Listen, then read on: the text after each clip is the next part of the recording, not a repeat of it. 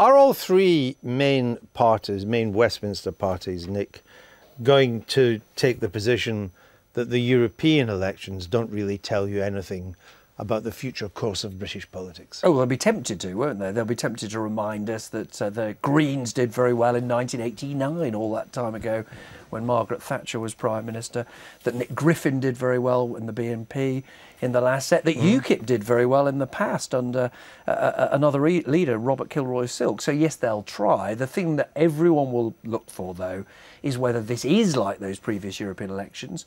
In other words, that there's a big protest vote on a very low turnout and then it dissipates before a general election, or whether there is another phenomenon going on, which is a protest vote that can't anymore go to the Liberal Democrats, that doesn't go exclusively to the main opposition party, in this case the Labour Party, and therefore causes problems for them all. I mean, I thought what was striking today, incidentally, was that Ed Miliband, I think, knew he was on an extraordinarily difficult wicket.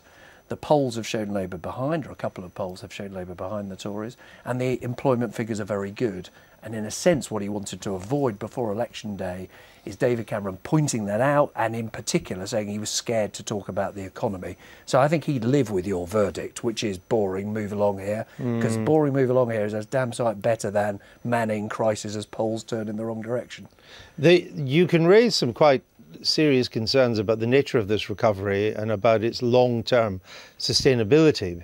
But in terms of the politics of it, between now and the election, it looks like this coalition government is going to go to the polls in a fairly benign economic atmosphere. While we've been talking, the Governor of the Bank of England, its forecast for this year is 3.4% growth, which is very high by recent standards, and they've raised next year, 2015, to 2.9, which is really 3% growth.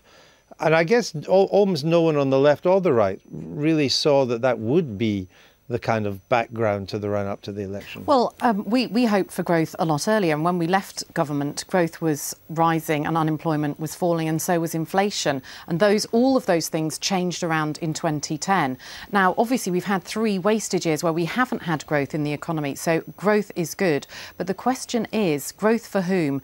And where is the recovery being felt? I think it's being felt in London and the South East. We talked about the effect of house prices, but working people across the country are on average £1,600 a year worse off, with their bills going up, with their council tax bills going up, with food prices going up, and let's not forget rent going up. And so our policies on putting a ceiling on rent rises, these are the policies that people are calling out for when we go out on the doorstep. So it's a recovery for the South? Well, it's not. It's a recovery that's spreading across the country. And I think the underlying problem that Mary has and that Labour have is that they said in 2010, 2011, if you follow these policies, there won't be growth, there won't be recovery. And we're now seeing, as the Bank of England says, strong growth this year, strong growth next year. We've cut the deficit by 1/3.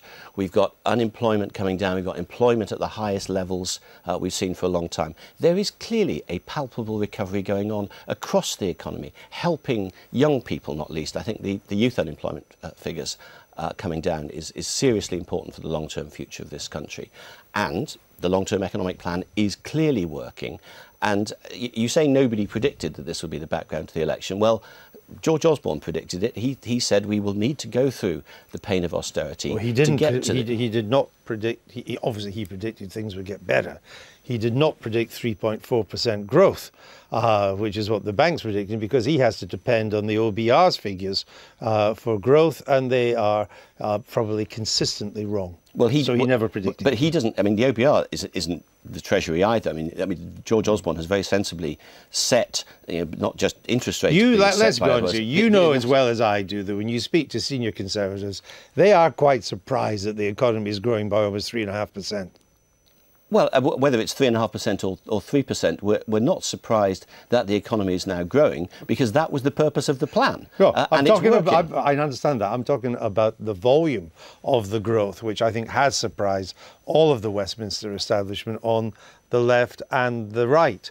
The bank's Monetary Policy Committee meeting this morning as well, in many ways more important than anything that happened at Prime Minister's questions, because as the bank is now telling us, if the economy is growing by over 3%, which they say it is, then that's a return to normality. 3% is the kind of growth rate you get coming out of a recession. At last, we've reached that, which therefore means When do interest rates return to normal? Growth I just wondered, Nick, interest rate rises. Has anybody given the thought to, is it the closer we get to an election, does it not become a political move for the governor of the bank to start to change interest rates? Because in America, the Federal Reserve tries to avoid it in a presidential year. Well, it is an incredibly sensitive thing to do politically, because we know there are people who are stretched on their mortgages and can only afford them because interest rates have been low and low for so long. So we know that while the growth will help lots of people, the rise in interest rates will help savers, but it will hurt people who are on mortgages and may push some over the edge. So yes, it's very sensitive. Now, I didn't monitor the whole of what the governor said, but as I understand it, he was signalling that interest rate rises would come a bit sooner than originally said, but they would be gradual. The hint was 0.25% rises, not even 0.5% rises. So I suspect if he thinks it's got to be done, and remember, it's not just his decision, it's the whole of the Monetary Policy Committee, they'll try and do it slowly and steadily rather than waiting and doing it at one go. But it will be a big event, even if it's only 25 basis points. It's the turning of the interest rate cycle, the day he does do that. And what I can't understand, or not understand, work out is, will he really do that this side of voting day? Well, the clear hint is that he's going to have to, given the consistent upgrading of economic growth forecasts. So it would be a hell of a long wait to wait till afterwards. But the interesting thing about him compared with his predecessor, Mervyn King, he was a politician before he was a central bank governor. He was a Canadian politician before he ran the Canadian Central Bank and before he came here to run the Bank of England. And therefore, he more than anybody will be acutely aware of the political sensitivity of putting up interest rates.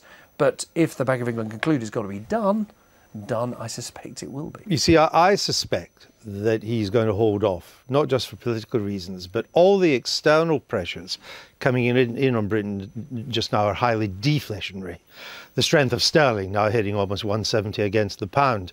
The spectre of deflation in the Eurozone now. I've just come back from Italy, which has already been hit by deflation. So is Greece, so is Spain, so is Portugal, even Sweden has now got falling prices in the north.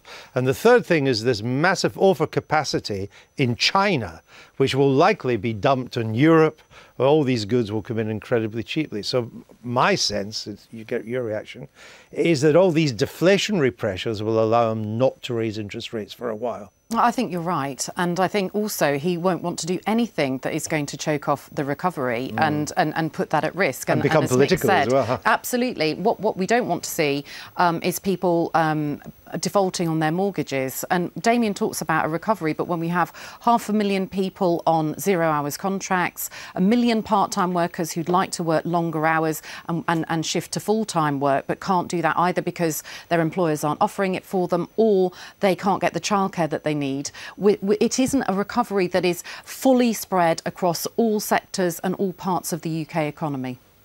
Well, it's spreading across all parts of the economy. In fact, one of the interesting things about this recovery is how balanced it is. It's not just a consumer recovery. Certainly, business investment has got some way to go. That's quite. If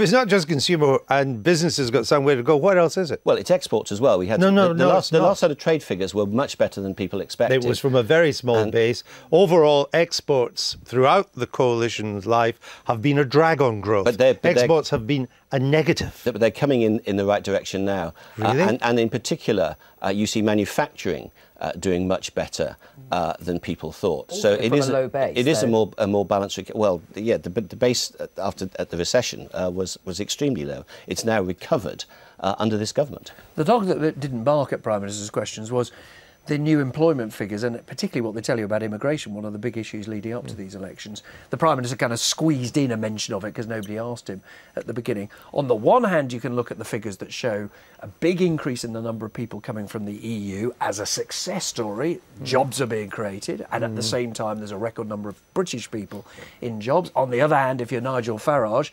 UKIP, you can say, OK, we didn't get it right about Romania and Bulgaria, but there is still a huge surge in the number of people coming from the EU. And I think, in a sense, it's another example of where the data can be read in more than one way. Do these figures that came out today, which Vince Cable saying "told you so," there were scare stories from UKIP, prove that? Or is Nigel Farage right to say that people don't really care whether they came from this bit of Europe or that bit of Europe? People are still coming. Well, I suspect if they'd gone on that, it would have been a little more interesting. It would have been new, at least. Well, that's it, and parting is such sweet sorrow. We won't see you till... Just go and do some gardening for a few weeks, shall I? Exactly. Have a nothing else to do. Glass of Blue Nun, you'll be all right. We'll see you on June the 18th. I will be counting the days. I'm already counting the days. I'm missing you already. I think I've got to break into this love-in, but anyway, the weather will be nice for it, Nick, whatever you decide to do. How do you know that? I believe the BBC weather forecast. Are you not well? I'll recover soon.